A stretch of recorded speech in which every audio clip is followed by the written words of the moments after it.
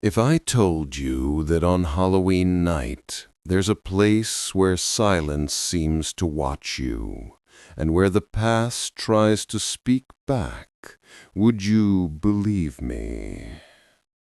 Tonight you're going to hear the story of the one person who stays awake when everyone else prefers to keep their distance, the Gravedigger. And he finally decided to reveal what really happens inside a cemetery when the world outside is dressed as monsters, but the real ones stay buried. My name is Nathan Miller, and for years I worked as the gravedigger at Ravenhill Cemetery. An old place, full of twisted oaks and stone walls that groan with the wind, like they're complaining about all the life that has passed through there. I thought nothing could surprise me after witnessing so many goodbyes, so much pain, so much longing. But that was before the night of October 31st. The night I learned that some secrets don't like to stay buried. Everything started as the same as always.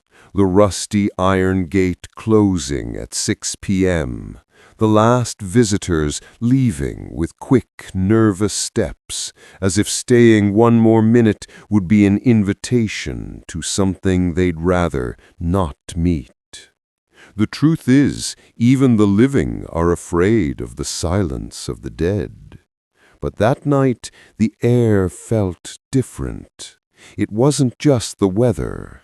It was like the ground itself was breathing. I had a habit of making one last round before locking myself in the caretaker's shed. And while I walked between the headstones, I noticed that the wind wasn't passing by me. It was pushing against me, like something wanted to guide me or warn me. That's when it all began. At 11:13 p.m., I heard the first sound, a soft dragging, like dry nails scraping the inside of a wooden coffin. My heart froze instantly.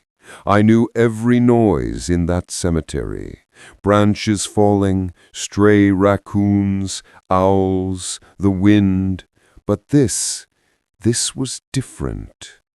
I gripped my flashlight tight, trying to convince myself that my mind was playing tricks on me. But the sound continued, rhythmic, intentional. As I got closer, my hands shook so badly the beam of light danced across the graves. And then I heard the voice, weak, raspy, dragging, calling my name. Nathan. The air left my lungs. I knew no one inside that grave could be alive. I had buried that man 3 days earlier with my own hands. I should have run. Anyone else would have run. But gravediggers learn one thing early: death does not like to be ignored. So I inhaled deeply, even though the air felt too cold, and touched the coffin lid, not to open it, I'm not that insane, just to understand if it was real. And that's when I felt it, the vibration, like something was pushing from the inside out. I stepped back, held my breath, listened, but the voice stopped. The movement stopped, and the silence came back, heavier than before. I thought that was the end of it, but Halloween hadn't even started. When midnight hit, the wind died, the leaves stopped moving, the temperature dropped darkened as if someone had switched off the sun. The cemetery lamps flickered like they were begging for help. Everything got so still, it felt like the world was holding its breath. Until I heard it, far away, but unmistakable. Whispers. Not from a single grave, but from many. It was as if the entire cemetery was waking up. I closed my eyes, trying to stay calm, and when I opened them, I swear I saw it. Silhouettes, movements, shadows rising between the tombstones. Not bodies, not skeletons, but shapes, like memories trapped between what once existed and what still tries to remain. And then I heard it again, my name, but this time it came from behind me. I turned and saw a man, not exactly a man, more like an outline of one, but I recognized him instantly. His face still carried the fear he felt when he died. He didn't blink, he didn't breathe, but his eyes were begging. "You need to listen," he said. I wanted to run, scream, close my eyes and pretend it was all in my head, but I couldn't move. On Halloween, we try to come back, not to harm, not for revenge, but because it's the only night when someone can hear us. I asked why they called me, why this night was different, and he answered with something I'll never forget. It's not that we return, it's that we never fully left. The shadows drew closer, slowly, not with threat, but with a kind of pain that begged for a last act of humanity. It felt like each one carried something unsaid, a memory trapped between the final breath and the first handful of dirt.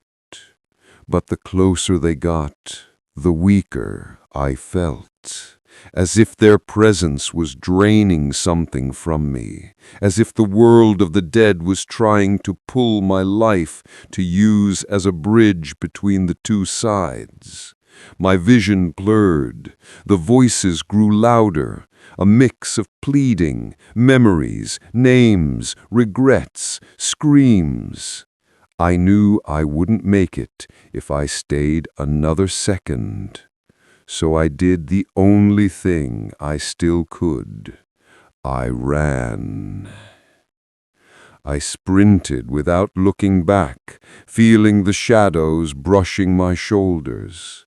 I slammed the shed door shut, locked it, sealed the windows. The shadows came, but they didn't enter. They stayed outside, tapping softly, like they were asking for permission.